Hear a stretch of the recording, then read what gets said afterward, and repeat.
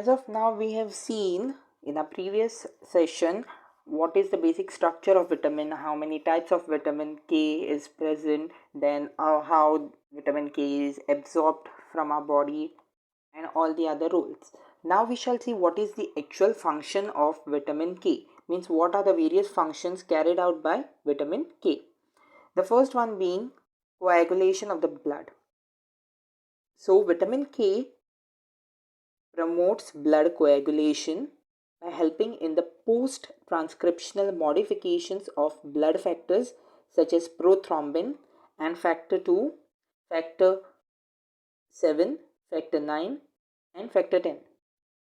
These are all the factors which are responsible or which take part in the blood clotting or in the process of clot formation. Vitamin K is first converted to its hydroquinone form in the liver microsomes by dehydrogenase using NADPH. So NADPH is used by this dehydrogenase to convert vitamin K to its hydroquinone, which is another function of vitamin K. Moving on to the next function, which is calcium binding proteins. Vitamin K similarly is found to carboxylate specific glutamate residues of calcium binding proteins of the bones, spleen, placenta and kidneys. This enhances the capacity of these proteins to deposit calcium in the tissues concerned. So this is how calcium binding takes place. This is the calcium binding protein, and this enhances the capacity of these proteins to deposit calcium in the tissues of its specific site. Next role of vitamin K is in oxidative phosphorylation. Vitamin K is a necessary cofactor in oxidative phosphorylation, being associated with mitochondrial lipids. UV radiation of isolated mitochondria destroys their vitamin K content and ultimately their ability for oxidative phosphorylation. The normal process of oxidative phosphorylation is restored when vitamin K is added to them. So vitamin K plays a major role in the process of this oxidative phosphorylation.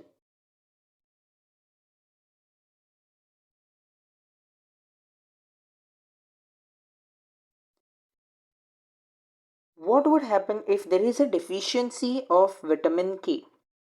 First of all, the deficiency of vitamin K is very rare because most of the food contains this vitamin.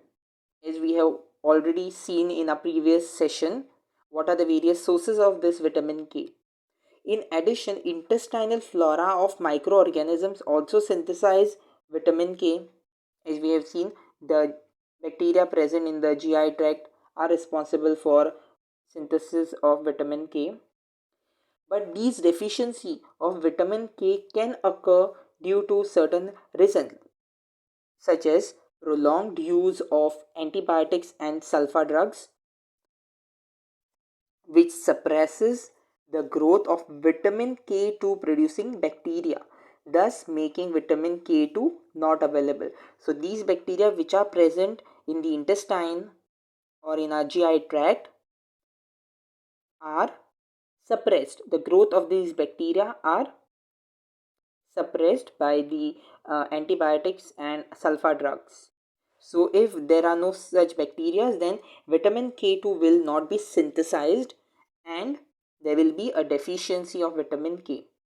The next one being malabsorption and biliary tract obstruction. Celiac disease,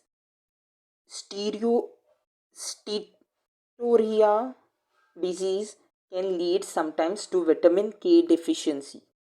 Vitamin K, being a fat soluble vitamin, is absorbed with the help of bile salts, as we all know. The biliary obstruction impairs the delivery of bile, hence vitamin K is not able to get absorbed. So this biliary obstruction impairs the delivery of bile and vitamin K is further not absorbed into the body.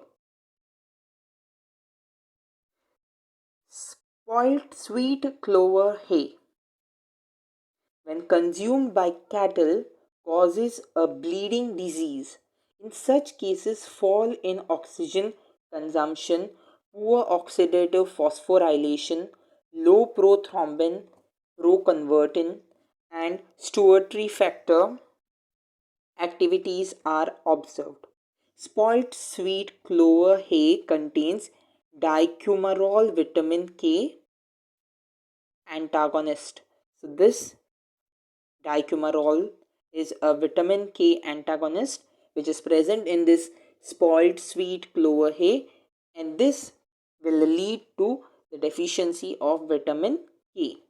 And it will, if it is consumed by various cattle, then it will also cause a fall in oxygen consumption and low prothrombin, proconvertin, and stewardship factor activities. Short circuiting of the bowel.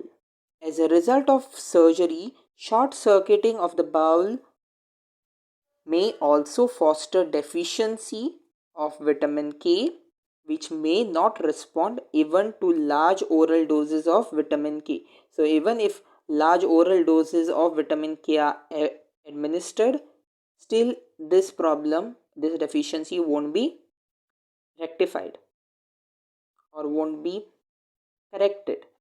Water soluble form of vitamin K, that is vitamin K3 alone, is useful in such cases. So only if a person is administered with vitamin K, then it will be helpful to that person in the case of this short circuiting of the bowel. In immediate postnatal infants, hypoprothrombemia and bleeding in many tissues occur in vitamin K deficiency. As we have already seen that vitamin K plays a major role in blood clotting, and also along with the factors which are responsible for formation of the blood clot. Relatively small amounts of vitamin K are obtained from the mother through placental membranes, and also because the intestinal microflora has not yet been established. This leads to vitamin K deficiency and its consequent effects.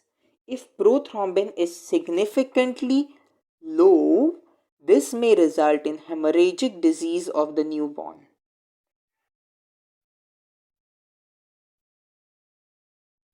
That is the end to the various functions and deficiency of vitamin K.